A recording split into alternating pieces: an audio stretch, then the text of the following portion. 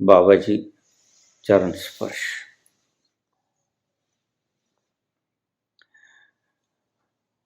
आपने कहा था कि गीता के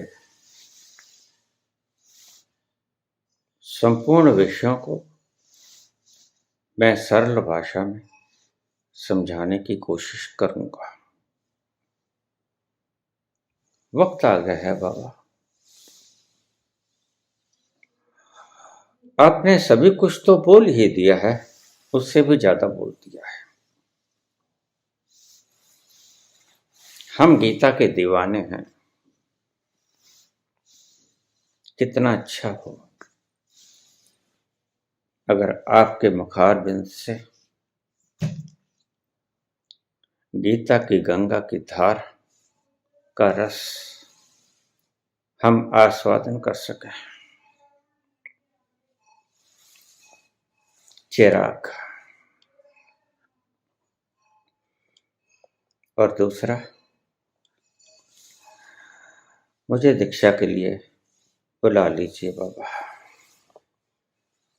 आपकी बड़ी मेहरबानी हो।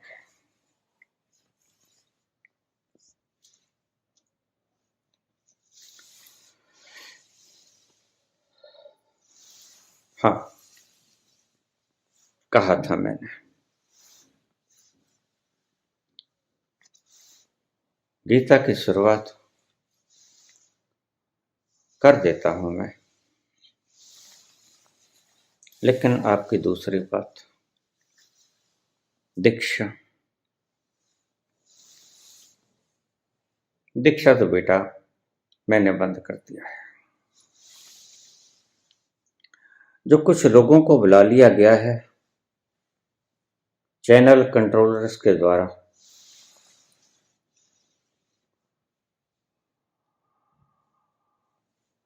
उनसे अलग और व्यक्तियों को मैं दीक्षा नहीं दे पाऊंगा। ऐसा समझो कि दीक्षा देना मैंने बंद कर दिया है। गीता आज से शुरू करता हूं। इसका अमृतपान कीजिए, इसकी गहराइयों में डूबिए।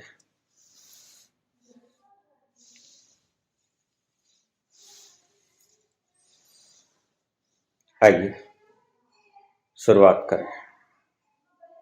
श्रीमद् भागवत गीता ऐसा गीत है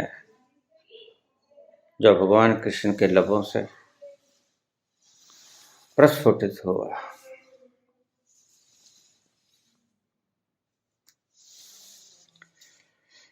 आप सबको पता है, लेकिन फिर भी मैं थोड़ा संक्षेप में बता दूं। इंद्रप्रस्थ शकुनी मामा ने दुर्योधन के साथ चालबाजी करके शतरंज का गलत पासा फेंक कर जीत लिया था, बेईमानी के द्वारा। गीता असल में जो तुम समझते हो वो नहीं है अकेली। गीता सिर्फ आध्यात्मिक नहीं है, गीता मिश्रण है। अध्यात्म का, राजनीति का, जीवन को जीने का, जीवन को सही दिशा पे लाने का। हार गए थे और द्रौपदी को भी हार गए थे।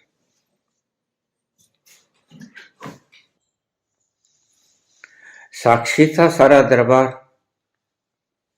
पांडव खुद को भी हार गए थे, राजपाट भी हार गए थे और अपनी धर्मपत्नी द्रौपदी को भी हार गए थे। वहां जो अश्लील नगन नृत्य हुआ वो तुम सब जानते हो। उसके बाद फैसला ये हुआ कि अगर पांडव 12 वर्ष का वनवास काट लें, हमारी सीमाओं से दूर चले जाएं और 1 वर्ष 13वां वर्ष अज्ञातवास हम ढूंढने का प्रयास करेंगे। अगर मिल गए तो फिर से 13 वर्ष, अगर न मिले तो आधा आधा राज्य बांट लेंगे, आधा कौरवों का आधा पांडवों का। 12 वर्ष का वनवास भी कट गया, 1 वर्ष का अज्ञातवास भी कट गया। अपनी शर्तें पूर्ण करने के बाद पांडवों ने अपना हक मांगा। तातिश्री, हमें हमारा आधा राज्य दे दीजिए, हमने आपकी शर्तें पूरी कर दी।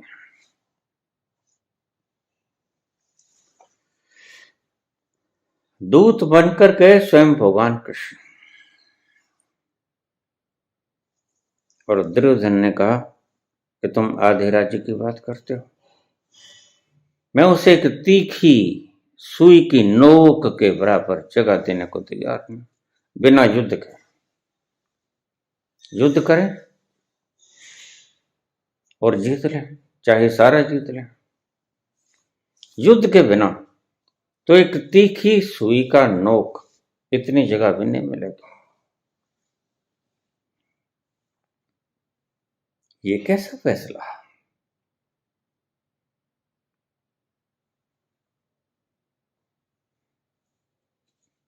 ठीक है, भगवान कृष्ण ने मां कुंती से पूछा, कुंती ने स्वीकृति दे दी।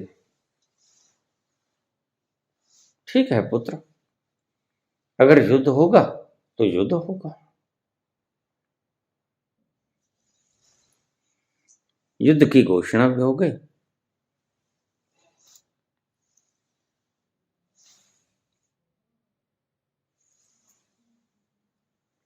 मैदान भी चुन लिया गया। मैदान चुना गया कुरुक्षेत्र का। कुरुक्षेत्र, जहां कुरु ने तपश्चर्या की थी, और मैदान चुना गया। धर्म क्षेत्र है कुरुक्षेत्र। धर्म क्षेत्र इसलिए कहा जाता है कि वहां पर धार्मिक लोगों ने यज्ञानुष्ठान, ईश्वर के साथ संबंध जोड़े।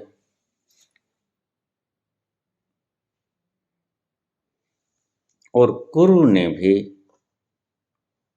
जहां से कुरु वंश चला, उसने भी यहां पर इस भूमि पर तप किया बहुत बारी, इसलिए इसका नाम कुरुक्षेत्र पड़ गया।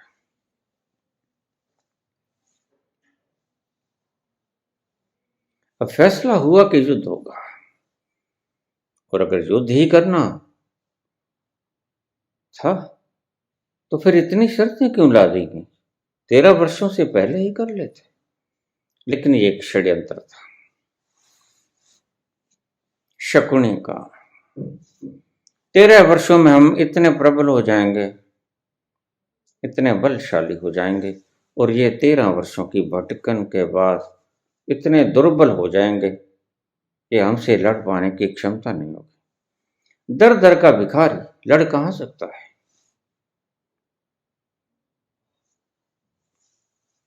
ध्यान रखें, मैंने पहले भी कहा है, यह सिर्फ आध्यात्मिक गीता नहीं है, यह राजनीतिक भी है, जीवन को जीने के ढंग भी समझाती है तुम्हें। जिंदगी के प्रत्येक क्षेत्र में चलता हुआ मानव, भिखारी से लेकर वैज्ञानिक तक, आध्यात्म की राह पे चलने वाला, संसार की राह पे चलने वाला, धन कमाने वाला, पदवी को पाने की चाहत रखने वाला प्रत्येक व्यक्ति इस गीता को सुने। इसमें बड़े बहुमूल्य हीरे छिपे पड़े हैं। कैसे वो शांति का पुंज, कैसे वह व्यक्ति जो महारास नचाता है निधि वन में, कैसे वो तांडव नृत्य नचाता है कुरुक्षेत्र में, ये देखने योग्य है। बिल्कुल उलट पासा, निधि वन का बिल्कुल उलट पासा है कुरुक्षेत्र। और ये लीला भी देखने वाली है भगवान कृष्ण की।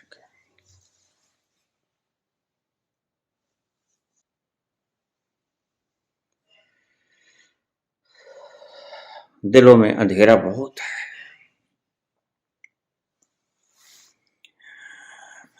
ये दीपक भी जलाने योग्य है, अन्यथा तुम अंधेरे के भीतर जीते रहोगे। चिराग दिल के जलाओ,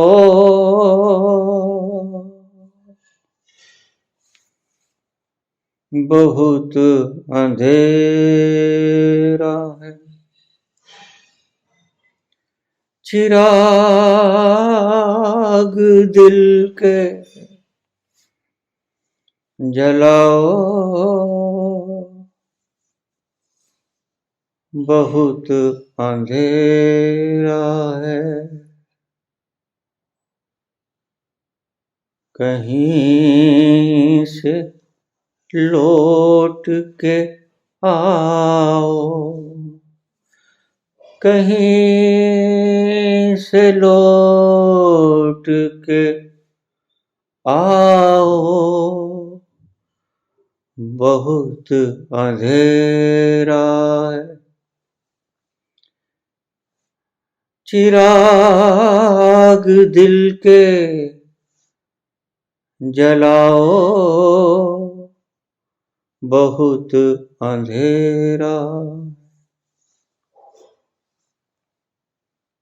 ये गीता दिल में चिराग जला देती है, जीने का सलीका सिखा देती है। यह वो गीत है, जब तुम गुनगुनाने लग जाओगे तो इसके बिना रहा ना जाएगा। इसलिए संतों ने कहा रोज इसका पाठ करो, अद्वितीय है। गीता जैसा बहुमूल्य ज्ञान, सभी दिशाओं का ज्ञान हर कहीं शास्त्र में मिलेगा नहीं।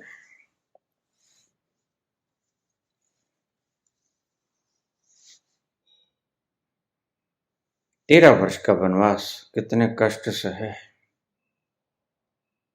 ठंडी भी आई, गर्मी भी आई, प्यास भी लगी, सर्दी भी लगी, गर्मी भी लगी, लेकिन सब काट के जब आए तो दुर्योधन ने अंगूठा दिखा दिया। दुर्योधन कहता है युद्ध करके ले लो, युद्ध के बिना तो एक सुई की नोक जितनी जमीन भी नहीं मिलेगी।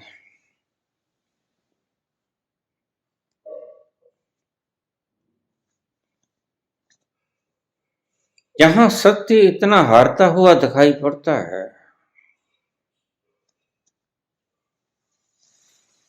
जहां सत्य इतना निर्बल नजर आता है, वहां खुद कृष्ण पैदा होते हैं। द्रौपदी सत्य थी, द्रौपदी पत्नी थी, लेकिन द्रौपदी के मालिक नहीं थे युधिष्ठिर। युधिष्ठिर ने दांव पे लगा दिया एक जायदाद की तरह, और यह गलत था। द्रौपदी चीखी चिल्लाई, मैं इनकी अमानत, मैं इनकी जायदाद नहीं, मेरे को दांव पे लगाने का इनको कोई हक नहीं। ठीक भी है बात।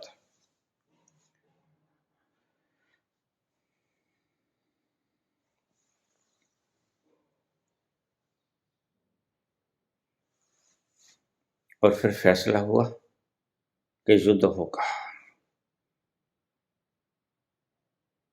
सब कुछ हुआ।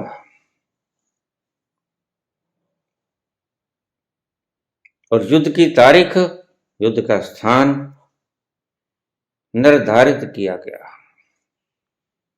कौन किधर से लड़ेगा यह उसकी मर्जी पर छोड़ दिया गया।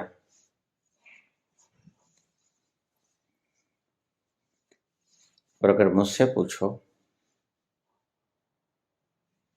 तो इस इतने बड़े युद्ध का कारण मात्र एक व्यक्ति था। शायद तुम जानकर हैरान हो, कौन था इसका कारण? क्या कृष्ण कारण थे? नहीं, कृष्ण तो बाद में आए। कौन था कारण? सिर्फ एक व्यक्ति, शांतनु का पुत्र देवव्रत, जिसे भीष्म पितामह कहा गया। सिर्फ और सिर्फ वही कारण था। लेकिन तुम समझ नहीं पाओगे। तुम्हारे हृदयों में भीष्म पितामह के प्रति बहुत बड़ा सम्मान है, लेकिन मैं उसको मूर्ख गिनता हूं। इतना बड़ा युद्ध करवा गया, 18 अक्षौहिणी सेना मरवा गया, उसके हाथ में सब कुछ था, चाबी उसके हाथ में थी। उसे मूर्ख न कहूं तो और क्या कहूं।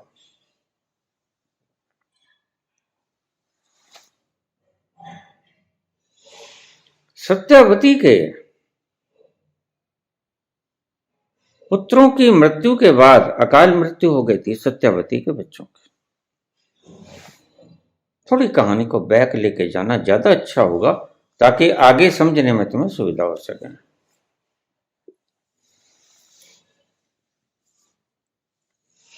सत्यावती का नाम था मत्स्यगंधा।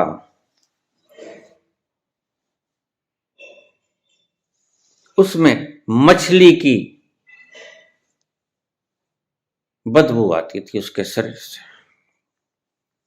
वो इसके करीब जाने में भी संकोच करता था। मल्लाह की बेटी थी।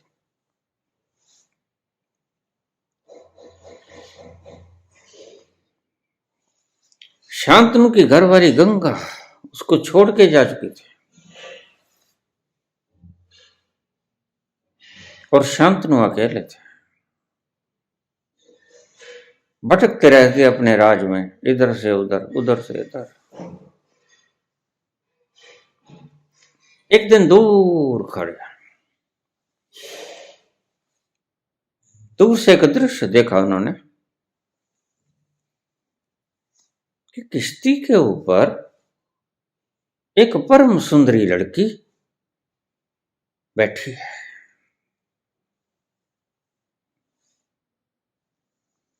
और उसके शरीर से सुगंध आ रही है।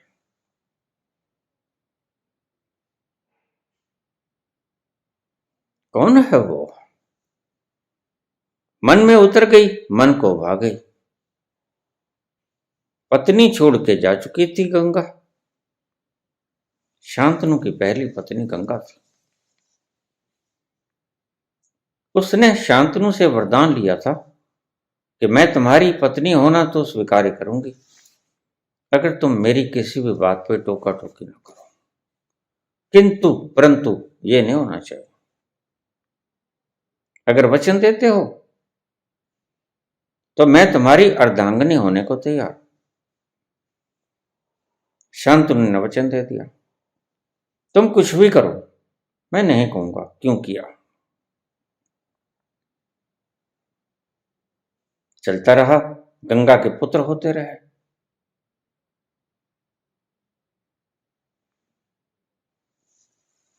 और गंगा पुत्र को जन्म देते सार उस बच्चे को लेके जाती और गंगा नदी में बहा देती, अपने ही बच्चे को, अपने ही पुत्र को।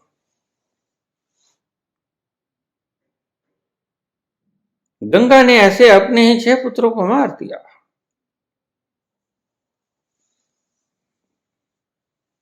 जब ये 7वां पुत्र लेके चली, जिसे देवव्रत का नाम दिया गया, रहा ना गया अपने बच्चों की ऐसे अकाल मृत्यु। शांतनु से, कोमल हृदय शांतनु से देखी ना गई।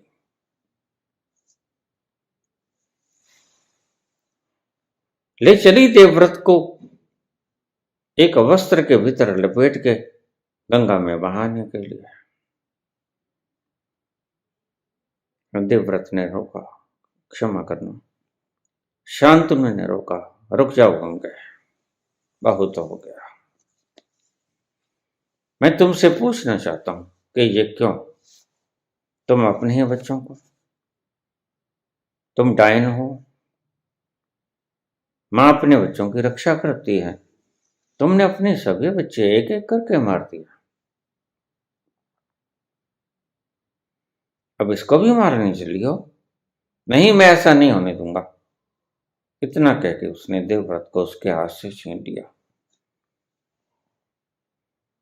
गंगा मूक ठहरी रही।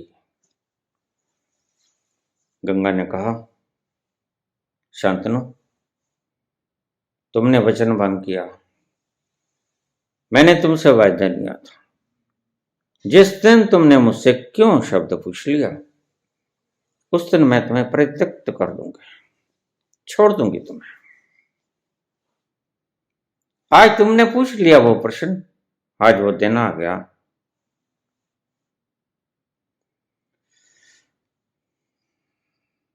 उठा अपने बच्चे को और मैं तुम्हें परित्यक्त करती हूं। छोड़ के चले गए गंगा। शांतनु बैठ गया, क्या करे, राजा था। किसी तरह पोषण हुआ देवव्रत का।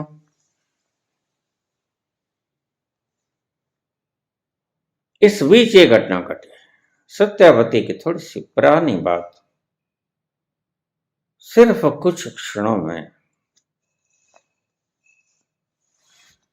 सत्यावती इतनी सुंदर थी, परम सुंदरी। उसका बाप मल्लाह था, अपने बाप के कारोबार में थोड़ी सहायता कर देती, यात्रियों को इधर से उधर, उधर से इधर तट पार करवा देती।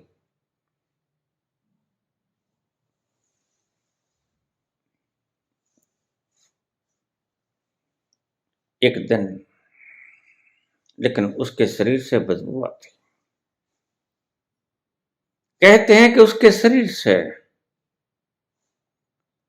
मछली जैसी बदबू आती और बड़ी दूर तक फैलती। तो अक्सर यात्री उसके पास बैठना भी गवारा ना समझते हैं। अचानक एक शाम सूरज ढल रहा था। पराशर ऋषि, वेदव्यास के पिता, वेदव्यास जिसका नाम बड़ा आदर से लिया जाता है और करीब करीब सभी धार्मिक बड़ी पुस्तकों के ऊपर उनकी स्टैंप लगी।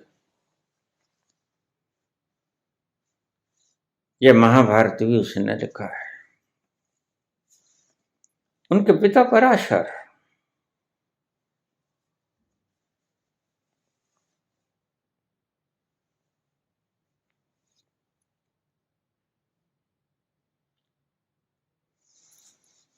पराशर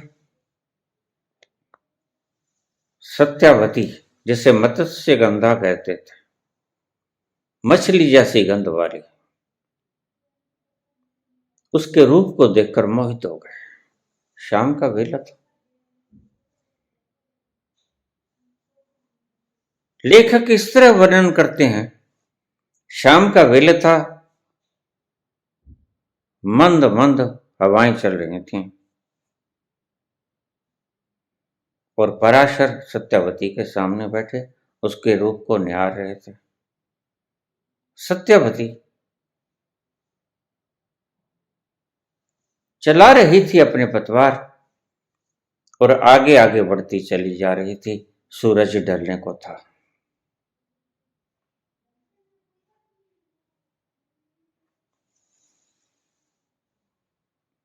आज वेला और आ गया। उस वक्त वेला कुछ और था। पराशर ऋषि ने पूछा, देवी तुम कौन हो? इतनी रूपवती। जैसे जैसे कालिमा छाती जाती है तुम्हारा रूप निखर निखर जाता है। और तुम्हारे शरीर से ये दुर्गंध कैसे? क्या किसी का श्राप है तुझे?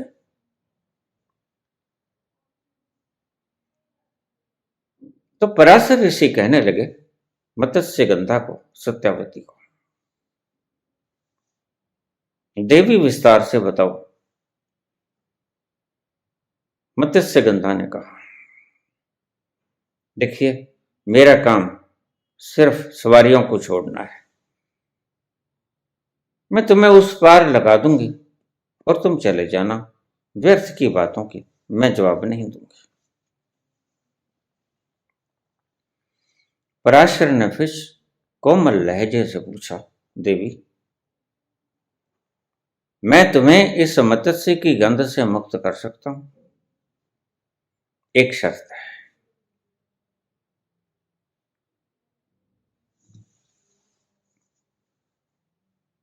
पराशर ने मत्स्य गंधा को कहा, मैं तुम्हें इस मछली की दुर्गंध से दूर कर सकता हूं, मुक्त कर सकता हूं। तो मत्स्य गंधा के कान खड़े हो गए। वो खुद इस बदबू से बड़ी तंग। उसने कहा, ऋषिवर कैसे और क्या कीमत चुकानी पड़ेगी मुझे?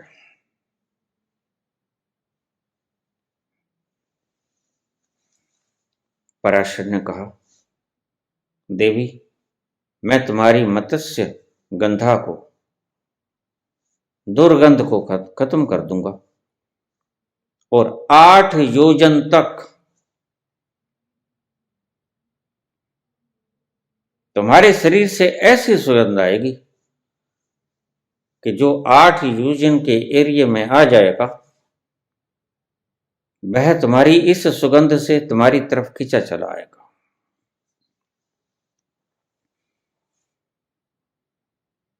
थोड़ी सी लालच खा गई मत्स्य गंधा, खाने योग्य भी था।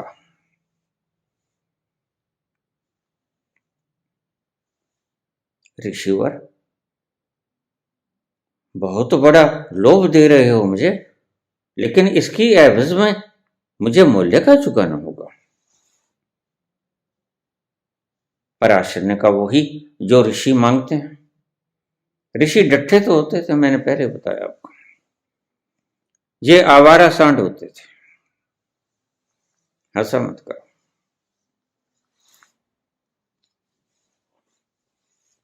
जिसके कई बच्चा ना हुआ हो, किसके बेटा ना होता हो, तो उसके घर वाले इन सांडों के पास ले जाते थे। जैसे एक शिवांकु वंश के रथीसर ने, उसके औलाद नहीं हुई, तो अपनी घरवाली से कहने लगा, फिर अब नहीं होती तो अब क्या करें, अंगरा ऋषि के पास ले जाऊं। उस वक्त की और आज के वक्त की समाज की मान्यताएं बिल्कुल विपरीत कहूंगा मैं। उस वक्त ओपन था, बिल्कुल ओपन था। दोहरी दोहरी बातें थी, पत्नी भी थी, लेकिन सहचारिणी भी थी। उस वक्त काम को हेय दृष्टि से नहीं देखा जाता था। काम को सिर्फ बच्चे पैदा करने की एवज के हिसाब से देखा जाता था कि यह एक बच्चे पैदा करने का साधन मात्र है। उस वक्त लोग, जैसे मैंने अक्सर आपसे कहा कि रिप्रोडक्टिव सिस्टम की यह वीर्य शक्ति रज बहाने के लिए नहीं, संतानोत्पत्ति के लिए हैं,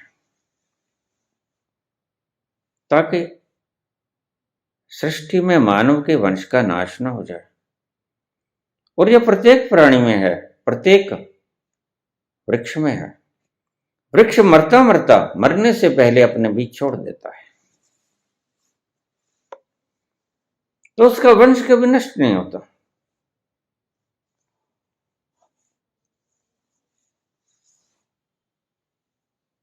अंगिरा ऋषि के पास ले गया रथीश्वर अपनी भार्या को। खैर, बड़ी लंबी कहानी है, उलझ जाओगे। इन सांडों की बात ना करें तो ज्यादा अच्छा है। आगे चले। गुस्सा करने वाले क्रोध त्याग दें।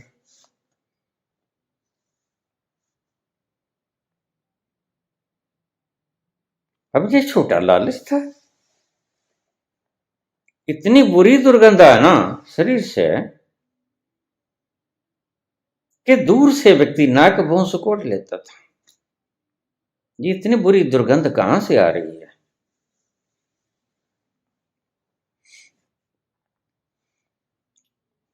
और ऋषि पराशर ने उसका मूल स्रोत समाप्त कर, बोलो, मैं तुम्हारे शरीर से समागम भी करूंगा और तुम्हारे शरीर को मत्स्य गंधा से मुक्त भी कर दूंगा। 8 योजन तक हवाएं चलेंगी सुगंध युक्त,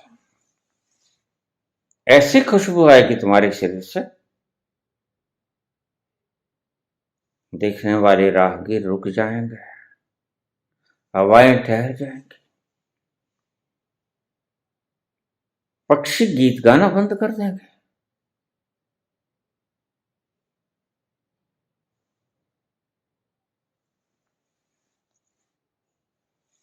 मत्स्य गंधा सत्यावती लोभ खा गई। सायं की वेला थी और थोड़ी देर में सत्यावती पराशर के हाथों में थी।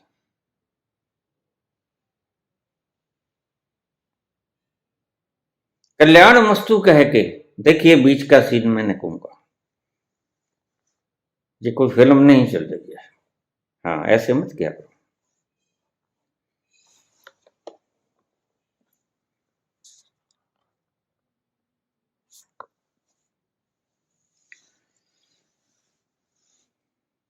मत्स्य गंधा अपने घर चले गए। ऋषि पराशर अपने घर चले गए। जब वेग नष्ट हो जाता है तो बड़ों बड़ों की अकल ठिकाने आ जाती है।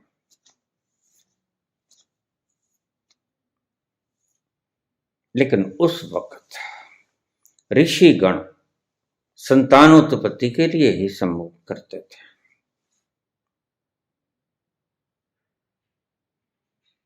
वरदान फलीभूत हुआ, सत्यावती का मत्स्य गंधा समाप्त हुआ और उसकी जगह के ऊपर 8 योजन तक उसके शरीर से सुगंध निकलने लगी। वो वही सत्यावती थी। जब घर लौटी तो उसके शरीर से सुगंधित हवाएं निकल रही थी। उसका बाप कहने लगा, पुत्री, ये बदलाव सत्यावती ने सारी बात मैंने पहले ही कहा, उन दिनों में काम को हेय नहीं समझा जाता था। काम को एक नेचुरल फिगर से, जैसे कोई कहे कि मुझे लघु शंका आई, जैसे कोई कहे कि मुझे दीर्घ शंका आई, मलमूत्र आया, उसको हेय दृष्टि से थोड़ी देखते हो आप। It's natural processes. बिल्कुल वैसे ही बेटी ने पिता को सारी बात समझा दी और पिता ने बेटी के सिर पे हाथ रखा कि पुत्री, तूने अच्छा किया। और उस ऋषिवर को धन्यवाद दिया कि तूने मेरी पुत्री को दुर्गंध से मुक्त कर दिया। अब सत्यावती के पैदा हुआ कौन? वेदव्यासी महाराज।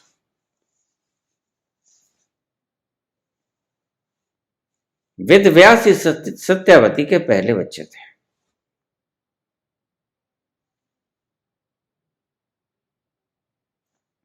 और गंगा के पहले बचने वाले पुत्र थे भीष्म पितामह। अब ये सारी कहानी साफ हो गई आपको। तो मत्स्य गंधा रूपवती तो थी, चारों ओर उसके हुस्न और लावण्य का जादू बिखर गया। बड़े बड़े राजा उसका रिश्ता मांगने के लिए घर आते। छोटी सी झोपड़ी मल्लाह की, गरीब व्यक्ति था, किसी तरह किश्ती आर पार ले जाके यात्रियों को इधर उधर करके अपनी रोजी रोटी कमाता था। तो ये दो महान विभूतियां कैसे पैदा हुई मैंने आपको बता दिया। गंगा पुत्र देवव्रत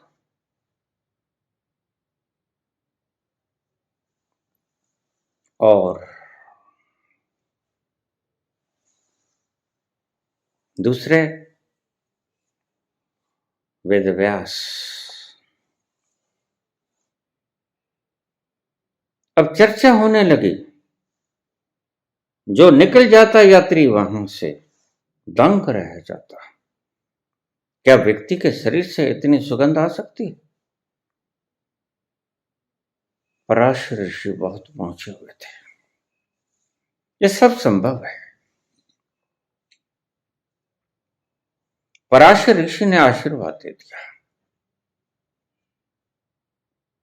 और उसकी दुर्गंध गायब, और 8 योजन तक उसकी सुगंधी फैलती शरीर से, और ऐसी सुगंधी शानदार एक क्षण के लिए भी न रुकती।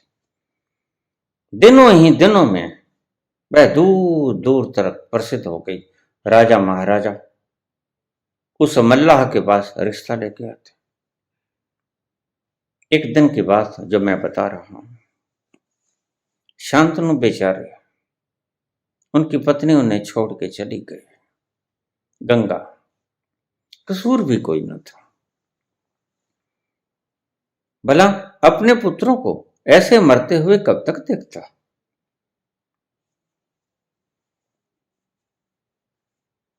तो बेचारे शांतनु ने हाथ जोड़े, देवी ऐसा मत करो, ऐसा तुम क्यों करते हो? तुम्हारे ही बच्चे हैं, मेरे भी हैं। गंगा उस बच्चे को उसे संभाल के चली गई। तुम तुम्हारे वायदे से मुंकिर हुए, मैं तुम्हें परित्यक्त करती हूं। अब बेचारा शांतनु दिन भर रात उदास रहने लगा, बच्चा पलने लगा।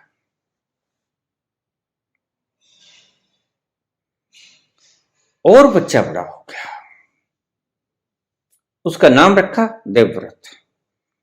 शांतनु कहीं शाम टहलते जा रहे थे, इतनी सुंदर खुशबू देख कर रुक गए।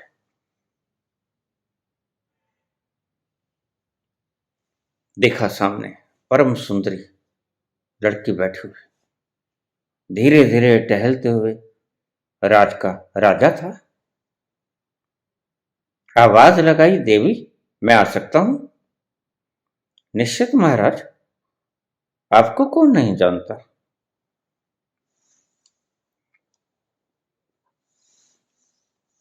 मैं तुम्हारे पिताश्री से मिलना चाहता हूं। ठीक, मैं लिए चलती हूं। नाव में बैठे, उस पार लगा दी। वैसे भी सायं हो चुकी थी। अब इसके बाद तो उन्होंने किश्ती को किनारे लगा के बांध देना था, विश्राम करना था, थक गए थे।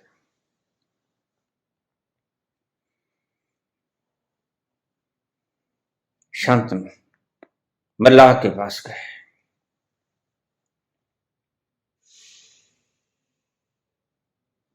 मल्लाह को सारी बात समझा दी। उन दिनों में पाप नहीं हुआ करते थे, मन में दोगले नहीं हुआ करते थे। जैसे आज होता तो कुछ नहीं, मेरे बेटा का तो कारोबार बहुत है, अरबों की, बहुत बड़ा सिंगर है। तुम ऐसा मत करो, तुम्हें बहुत बार कहा मैंने।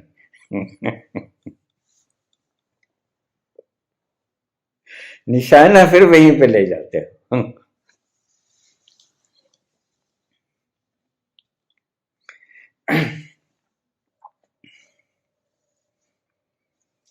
शान्तनु ने कहा, महाराज, यद्यपि आप मेरी प्रजा हैं, मैं आपकी पुत्री पर आसक्त हो गया हूं। क्या आप अपनी पुत्री का हाथ मुझे सौंप दोगे? मैं एक भिक्षुक के रूप में आपके घर में आया हूं, ऐसा कर पाओगे? मल्लाह अवाक रह गया, लेकिन उससे पहले रिश्ते बहुत आ चुके थे। नगर का राजा, मेरे ही नगर का राजा, और हस्तिनापुर बहुत विशाल साम्राज्य था, कुरुवंश की धरोहर थी, और करीब करीब उस इलाके का, उस वक्त का कहिए, सबसे बड़ा साम्राज्य, जिसका नाम दूर दूर तलक मशहूर था।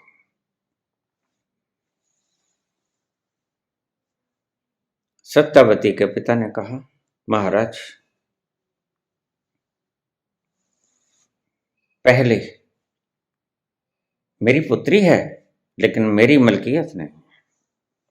सबसे पहले तो सत्यावती से पूछो, फिर मैं कोई बात करूंगा। शांतनु ने मुख फेरा, सत्यावती को निहारा। प्रिय, क्या तुम मेरी पत्नी बनना स्वीकार करोगे?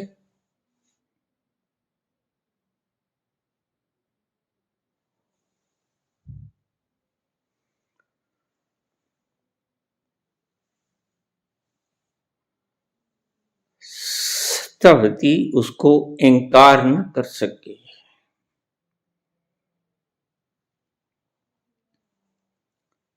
सत्यावती की आंखों में आंसू छलकाए, किस्मत पलट गई।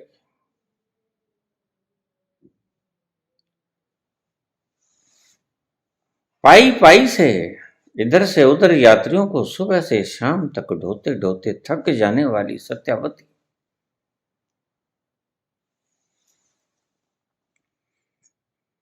को इन शब्दों पे विश्वास न हो रहा था कि हस्तिनापुर का राजा उसे महारानी बनाने के लिए खुद आया है उसके घर चलकर।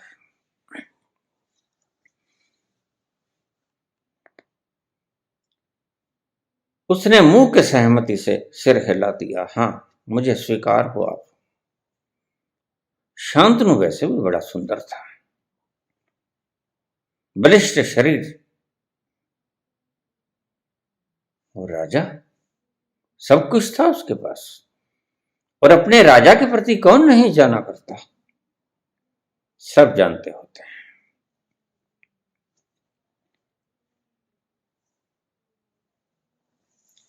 शांतनु का मुख फेरा उसके पिता की तरफ।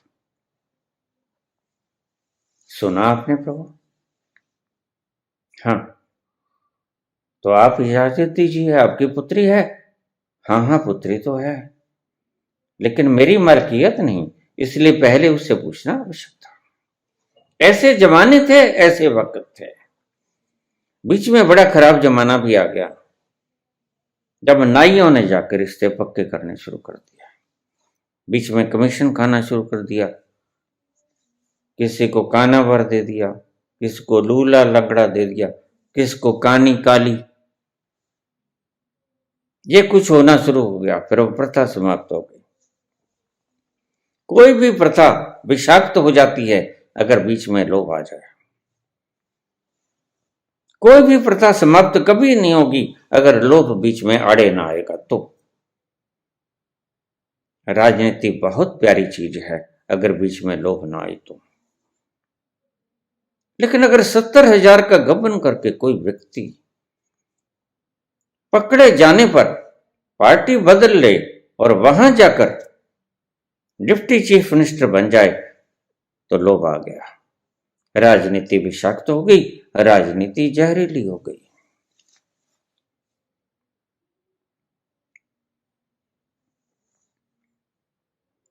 मैं राजनीति चाहता हूं लाल बहादुर शास्त्री जैसे, फटी पुरानी धोती में रेलवे मंत्री का मंत्री पद का ओहदा कि शपथ ग्रहण समारोह में मैं वहां मौजूद था। मैं देख रहा था, धोती फटी थी एक किनारे से। यद्यपि उसे ललिता द्वारा सील दिया गया था, लेकिन स्पष्ट नजर आता था। वो भी जमाने थे। फिर वो जमाने आ सकते। राजनीतिज्ञ अपने आप को सुधार लें, मेरी विनम्र प्रार्थना है। बने रहेंगे, ज्यादा सालों तक राज करते रहेंगे, ये उनकी आकांक्षा भी होती है प्रत्येक राजनीतिज्ञ की। तो उसका परम सूत्र मैं तुम्हें बता देता हूं। बेईमानी, झूठ, कफर, तूफान से ज्यादा देर तक चलती नहीं राजनीति, ईमानदारी से, सत्यनिष्ठा से चलती है। गप्प गपोड़ों से कभी नहीं चला करते। उससे तो घर वाले भी चूक जाते हैं, हार जाते हैं, एकदम छोड़ के चले जाते हैं। हम विषय पे आ जाएं। उसका पिता सब जानता था। पिता ने कहा, राजन, तुम्हारे एक पुत्र पहले भी है, देवव्रत। उसका कैसे होगा? बच्चे तो इसके भी होंगे। राज किसका बच्चा करेगा? गंगा पुत्र करेगा या सत्यावती का पुत्र करेगा? अड़चन आई।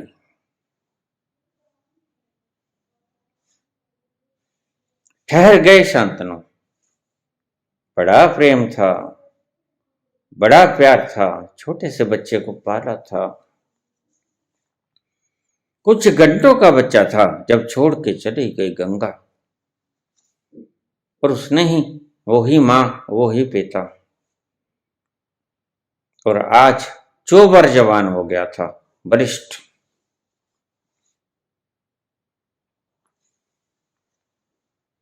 तो शांतनु बोले, क्षमा करना, ये फैसला मैं नहीं कर सकता। ये फैसला देवव्रत करेगा। असली गद्दी का मालिक वही है।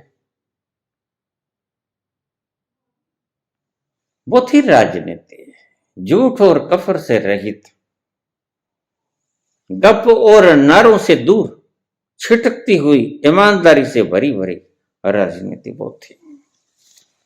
बाप कहता है, नहीं बच्चा, देवव्रत बड़ा, वही दावेदार है, राज तो वही करेगा, लेकिन मैं देवव्रत को तुम्हारे पास भेज दूंगा।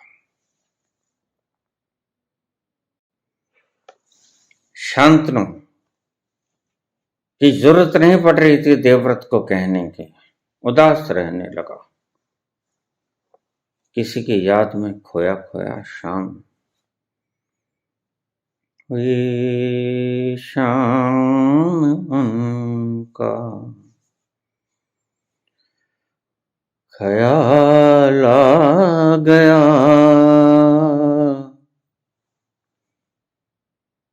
हुई शाम उनका ख्याल आ गया, वही जिंदगी का सवाल आ गया, वही जिंदगी का सवाल आ गया, हुई शाम उनका ख्याल आ गया। तड़पे तड़पे से खोए रहे थे किसी की याद में। वो मुखाकृति दिल से हटती न थी और दिन ब दिन सूखते जा रहे थे। कैसे कहूं?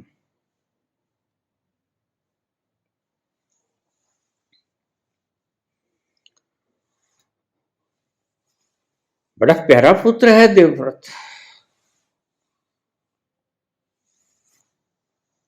आज्ञाकारी है, योगी भी है, बलिष्ठ भी है, बली भी है,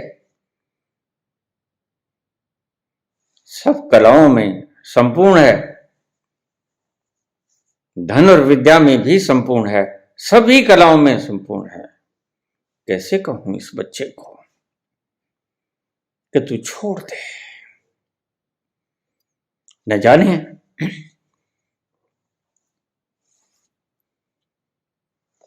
इसने क्या क्या सपने संजोए होंगे, कौन जाने इसे भी किसी से प्रेम हो गया हो, कौन जाने ये किसको क्या वचन दिए बैठा है। कहने की जरूरत ना हुई शांतनु को, लेकिन भीतर ही भीतर सूखते गए। ये चिंता ने उन्हें दुर्बल कर दिया, बीमार कर दिया। चारपाई पकड़ ली, देवव्रत उनके पास गए। देवव्रत रोज उनकी सेवा करते, पांव दबाते, फिर सोते। पिताश्री, क्या रोग है तुम्हें?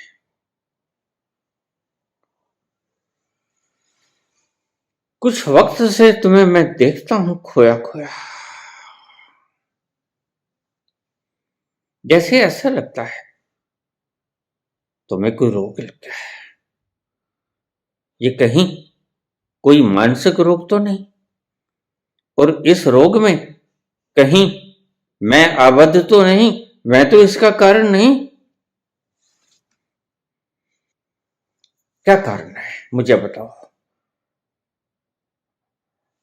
अगर पिता पुत्र से अपना रोग साझा ना करेगा तो किससे करेगा?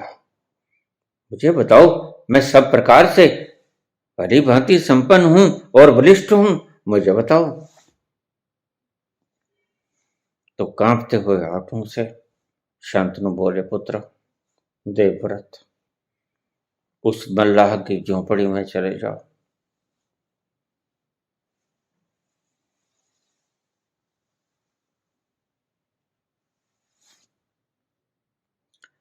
और इतना कहकर भी आघात लगा उनको, मनोघात लगा, और वो बेहोश हो गए, मूर्छित हो गए। कोई बात तो खास है। जल्दी से सेवकों को पुकारा, पिताश्री का ख्याल रखना, मैं अभी आया। वैद्य को बुलाया गया और चले देवव्रत झोंपड़ी की ओर। मल्लाह के पास चले गए। थोड़ी देर में उनके घर के अंदर थे। प्रणाम किया, सत्यावती को प्रणाम किया, उसके पिता को प्रणाम किया। मैं देवव्रत, आप मुझे जानते हैं? हाँ हाँ राजकुमार, तुम्हें कौन नहीं जानता। मेरे पिताश्री ने आपके पास भेजा है। क्या बात है बताओ। कुछ बताया? नहीं, कुछ नहीं बताया, सिर्फ आपके पास भेजा है। आप ही बताओ क्या बात है। मल्लाह ने सारी बात कह दी। महाराज मेरी पुत्री पे आसक्त हो गए, इसका हाथ मांगते हैं। तुम अड़चन हो, मैं अड़चन हूं? क्या अड़चन है बताओ। मैंने कहा है कि इसके जो बच्चा होगा वो राज करेगा, बड़े तुम हो, कायदे के मुताबिक राज के उत्तराधिकारी तुम ही हो बिना शक। लेकिन तुम्हारी इच्छा क्या है? देवव्रत ने पूछा।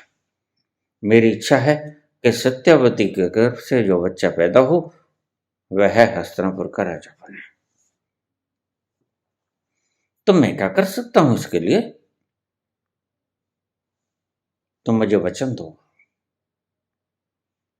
मल्लाह बोला कि तुम आजीवन ब्रह्मचर्य रहोगे, शादी नहीं करोगे, बच्चा नहीं पैदा करोगे।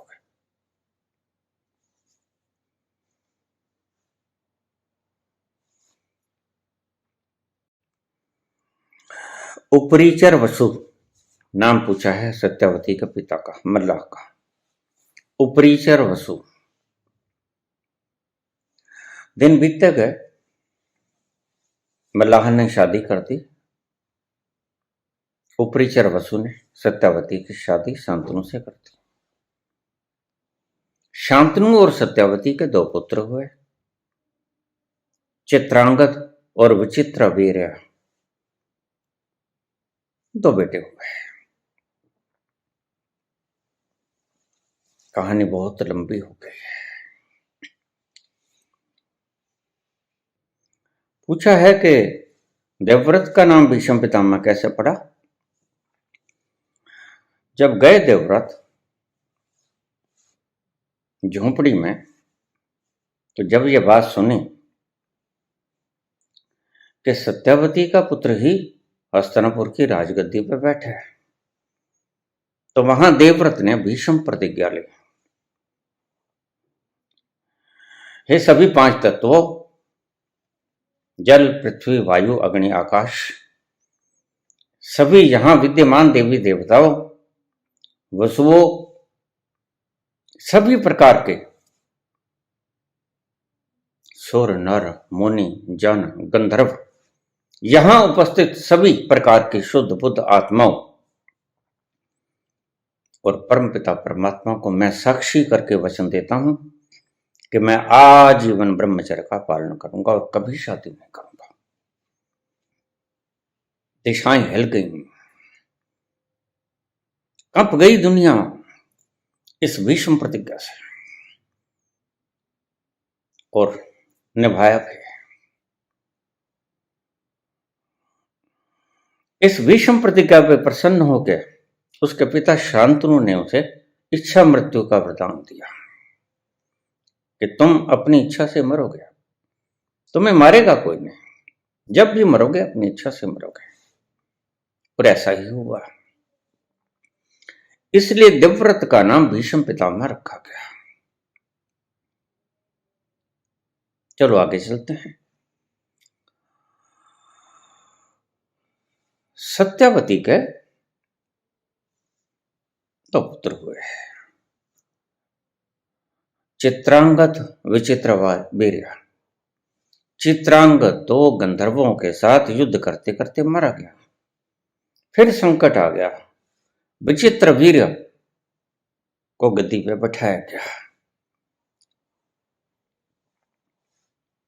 और विचित्र वीर्य को शादी के लिए योग्य कन्या के उपलक्ष्य में कहां से ढूंढ के लाऊं इसके लिए पत्नी। पता चला देवव्रत को कि काशी नरेश ने अपनी 3 पुत्रियों की शादी रखी है, अंबा, अंबालिका, अंबिका, स्वयंवर रखा है। वहां सभी को बुलाया गया है, लेकिन हस्तिनापुर के देवव्रत को नहीं बुलाया गया। कुछ तो ये मन में मलाल था कि मुझे बुलाया नहीं गया, और कुछ उसे जरूरत थी कि विचित्र वीर की शादी मैं इन तीनों को अपहृत करके ले जाऊं, क्योंकि यहां तो सब कायर बैठे हैं। बहुत बहादुर था देवव्रत, और गया बड़े जोश से, बड़े क्रोध से। काशी नरेश से बोला कि तुमने मुझे बुलावा नहीं दिया, और एक ही तीर से सभी के मुकुट उड़ा दिए। राजा थर थर कांपने लगे, भाग गए, और देवव्रत तीनों लड़कियों को लेके, अंबा, अंबिका, अंबालिका, तीनों को लेके हस्तिनापुर चला आया।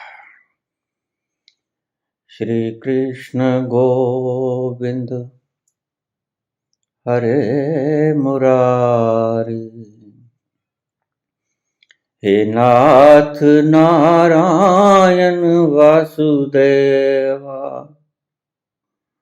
श्री कृष्ण गोविंद हरे मुरारी, हे नाथ नारायण वासुदेव। पितमात स्वामी सखा हमारे, पितमात स्वामी सखा हमारे, हे नाथ नारायण वासुदेव। श्री कृष्ण गोविंद हरे मुरारी, हे नाथ नारायण वासुदेव। धन्यवाद।